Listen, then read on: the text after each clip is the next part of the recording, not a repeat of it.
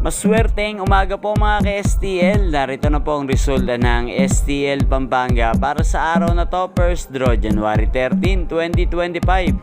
Araw ng Lunes. Naway ang mga natayaan nyo pong mga numero kanina ay manalo nawa ngayong umagang ito, 11 AM. Kaya kunin nyo na po ang inyong mga tickets.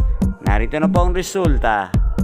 Ang mga numerong nanalo sa STL Pampanga ngayong umagang ito, January 13, 2025, 11 AM. First draw result, 9 at 36 in exact order. Sa lahat po ng tumaya kanina sa STL Pampanga para sa first draw ng 9 at 36, congrats po sa inyo.